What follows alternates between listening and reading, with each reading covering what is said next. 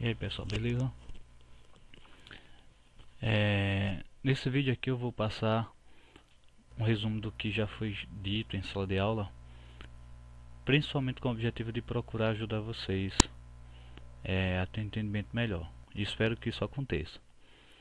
Então, desde quando a gente iniciou os estudos sobre limnologia e piscicultura do curso técnico em aquicultura lá do Instituto Federal do Sergipe, campus Estância, a gente teve início com a definição de limnologia primeiramente, porque eu sempre procuro dividir limnologia primeiro para depois a gente pegar a piscicultura, porque a gente aplica limnologia em cima do cultivo de peixes.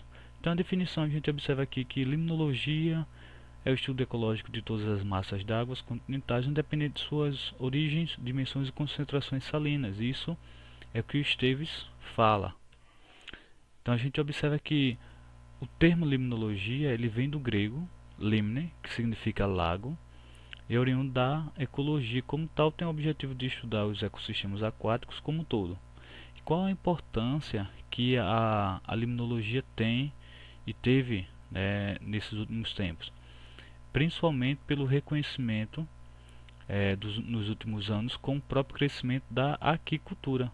E daí a preocupação com o regime e qualidade dos mananciais e manutenção da boa qualidade da água que a gente utiliza nos nossos viveiros, nos nossos tanques, porque o sucesso da aquicultura depende da boa qualidade da água.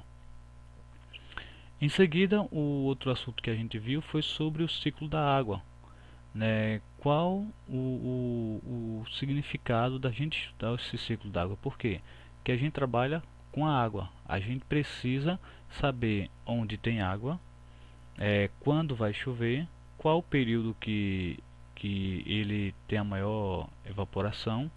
E a gente observa que há muito tempo a gente já vê pessoas estudando, dentre elas Anaxágoras, aproximadamente 500 a 428 a.C., ele já tinha conhecimento da importância que a chuva tinha, principalmente para a manutenção do equilíbrio hídrico da terra. E a gente já vê também que Heródoto, Aristóteles, todos esses procuraram estudar principalmente o processo de condensação e infiltração.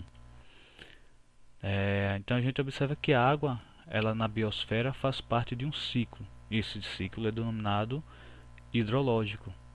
Então esse ciclo é um processo contínuo de transporte de massas d'água do oceano para a atmosfera e da atmosfera também para o oceano.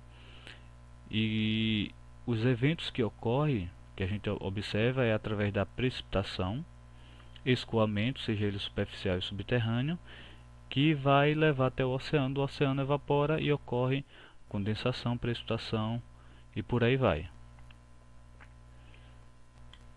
Então, dentro dessa imagem aqui, a gente pode observar basicamente todos os processos que ocorrem no ciclo hidrológico. Primeiro, a gente observa o Sol, que ele é a fonte de toda a energia, ele emite radiação solar, que ao penetrar nos oceanos, grandes lagos e outras superfícies úmidas, esse oceano, essa massa hídrica, ela vai chegar a um ponto de se evaporar. Quando ela evapora, ela se eleva até a atmosfera e lá ela sofre o processo de condensação. Esse vapor de água ele vai se transformar em microgotículas, depois gotículas, e junto com os núcleos higroscópicos, eles vão ganhar força e peso suficiente para quebrar a barreira que faz com que eles subam. Então a partir daí a gente vai ter que é o segundo processo, que é o processo de precipitação. Só que antes dessa água chegar à superfície terrestre, ela já pode sofrer também o processo de evaporação devido o Sol estar sempre mandando a radiação solar. Então esse outro a parte que se precipitou até chegar à superfície terrestre, ela pode sofrer uma interceptação por galhos de árvores, copas, até pelos animais que voam, pode ficar interceptada. E o restante que chega de fato à superfície terrestre, ela sofre o processo, né, de infiltração. Ela vai ser infiltrada. Então, quando esse solo aqui que recebeu água, ele se satura, ou seja, a água ocupa todos os espaços vazios, que principalmente estava de ar, ocorre o escoamento superficial. Então, essa outra água que conseguiu penetrar, através da lixiviação, ela chega a um determinado momento, um determinado ponto do solo, que ela faz o escoamento subterrâneo. Então, tanto o escoamento subterrâneo como o escoamento superficial, ele vai até um ponto de uma superfície com uma depressão, que nesse caso são os rios e oceanos, e volta a ter o ciclo novamente. Essa água que foi infiltrada, as árvores ela absorvem, né, para o seu crescimento, e essa água ela volta para a atmosfera pelo processo de evapotranspiração. Então basicamente é esse o ciclo da água. Então em seguida a gente falou sobre as propriedades da água e sua importância, né? A gente falou sobre a molécula da água, como é que ela é formada, seus ângulos. E em seguida a gente falou sobre o calor específico, que é a quantidade de energia requerida por unidade de massa para elevar a temperatura de um fluido ou substância em 1 grau Celsius. Nesse caso a gente está falando da água. Qual a importância do calor específico? Pela estabilidade térmica que ela dá nos ecossistemas aquáticos. A gente falou sobre o calor de vaporização da água. Em seguida a gente falou sobre a tensão superficial, que é uma fina película entre o líquido e um gás, ou sobre dois líquidos imersíveis, que ela é inversamente proporcional à temperatura, ou seja, se você eleva a temperatura ela diminui, se você diminui a temperatura ela se torna mais espessa. Então, diversos pequenos organismos sobrevivem na interface água-ar e desempenham um papel importante na cadeia trófica do ambiente aquático. Ela sofre efeito da temperatura, lançamento de peixes principalmente, quanto mais você coloca detergente, que você vai causar um desequilíbrio. E nessas imagens aqui a gente observa basicamente como é que ela essa fina película, essa tensão superficial, que ela é responsável onde diversos micro-organismos sobrevivem. Depois a gente falou sobre a densidade da água, que é a relação entre a massa e o volume que ela ocupa, sabendo que a 4 graus Celsius a água tem a sua maior densidade, considerada padrão, que ou seja 1000 kg em 1 metro cúbico, e os fatores que vai influenciar é a salinidade, temperatura e pressão. Ou seja, se você tem uma salinidade maior também será a sua densidade. Temperatura, lembrando que se você aumentar ou diminuir de 4 graus Celsius, a sua densidade diminui. Se você chegou a aproximadamente 4 graus Celsius, como a gente fala, que é 3,96 graus Celsius, ela tem a sua densidade maior. Mas se você aumenta ou diminui, ela se torna menor. Em seguida a gente falou sobre a estratificação da água, que não é bom que ocorra nos viveiros, porque quando a gente tem a estratificação, devido à densidade, a gente pode causar a formação de 3 camadas, que é o epilímnio, metalímnio e o hipolímnio. E isso no viveiro é ruim, porque as espécies vão procurar uma determinada camada para sobreviver. Então, se você tem uma grande densidade de peixe no seu viveiro e você tem uma estratificação térmica, você vai forçar com que todos os organismos procurem uma camada. Ou seja, eles vão ficar estressados, vão acabar ficando doentes e morrendo. Falo sobre a pressão, depois sobre a viscosidade, que é a capacidade que a água tem a oferecer resistência ao movimento dos organismos.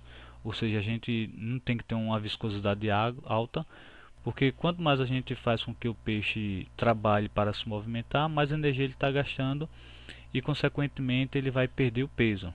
Então não é isso que a gente quer. Depois a gente falou sobre a radiação solar, como é que ela penetra na atmosfera, na superfície, que ela pode também causar a estratificação, o epilímnio, metalímnio e o hipolímnio.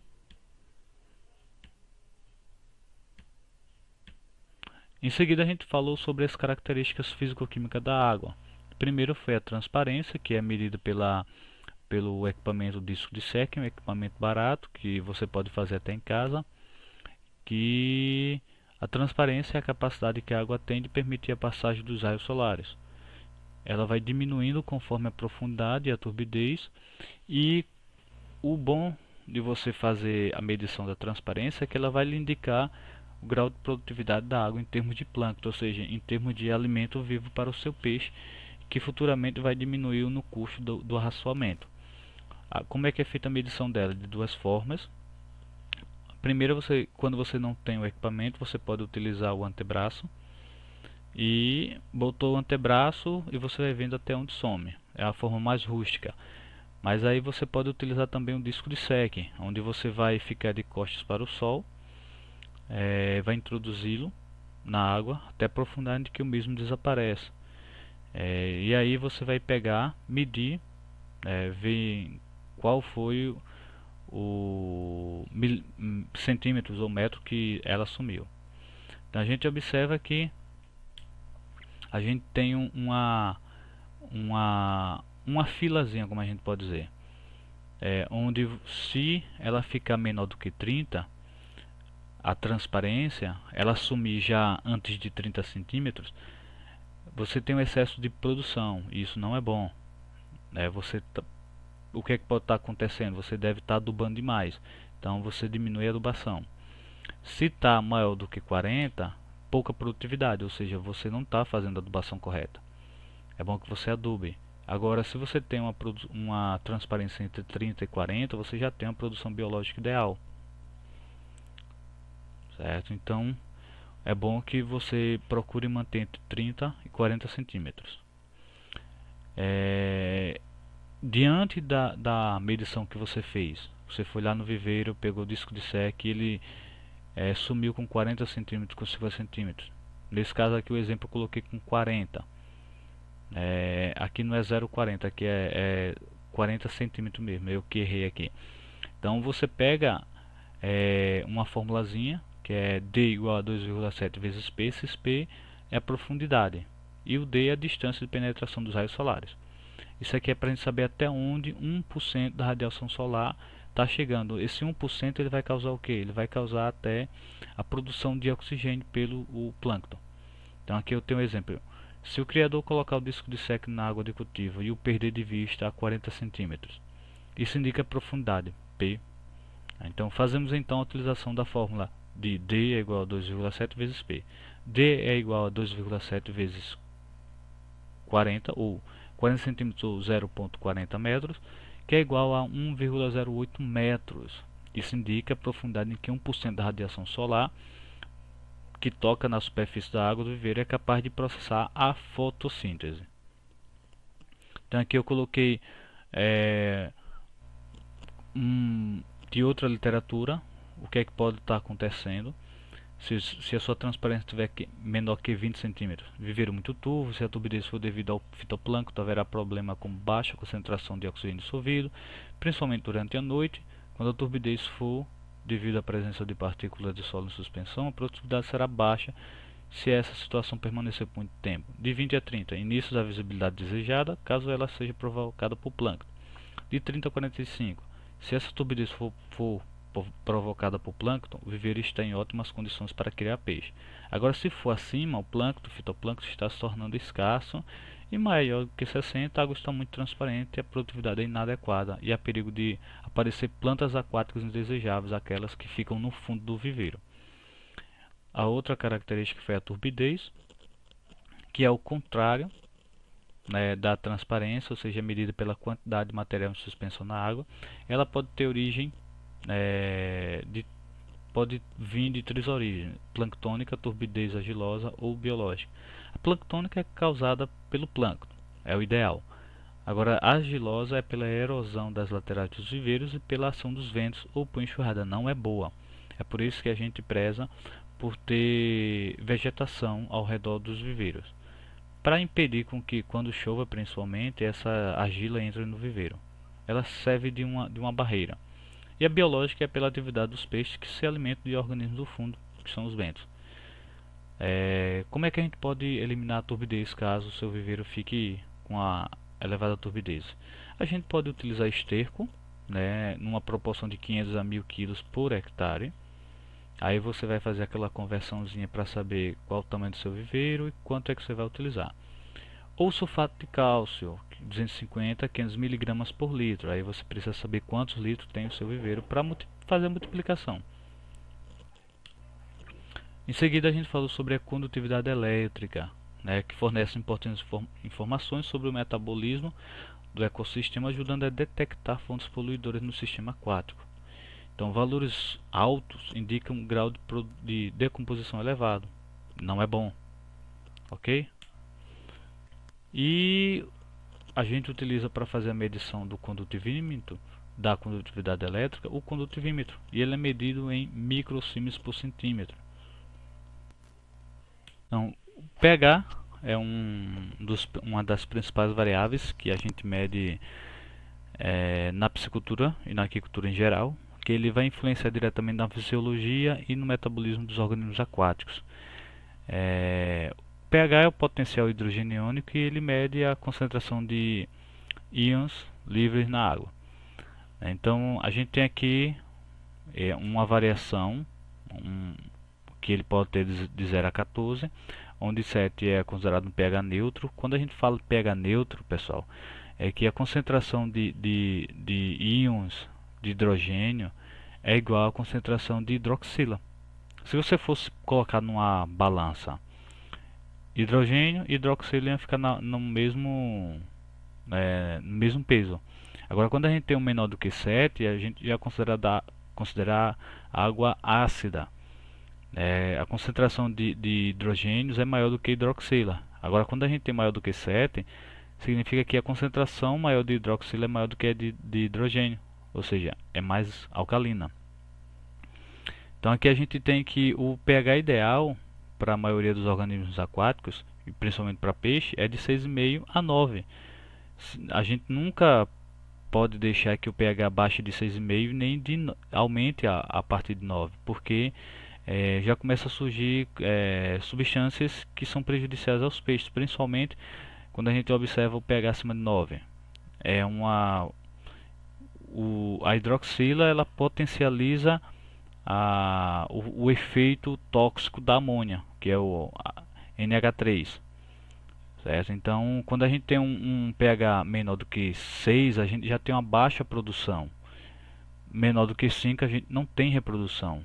E menor do que 4 já é tóxico para os peixes. Então, bem assim se se eleva acima de 9,5, baixa produção, e acima de 11, tóxico para os peixes. E o que é que fazer quando a gente tem um aumento ou um pH baixo?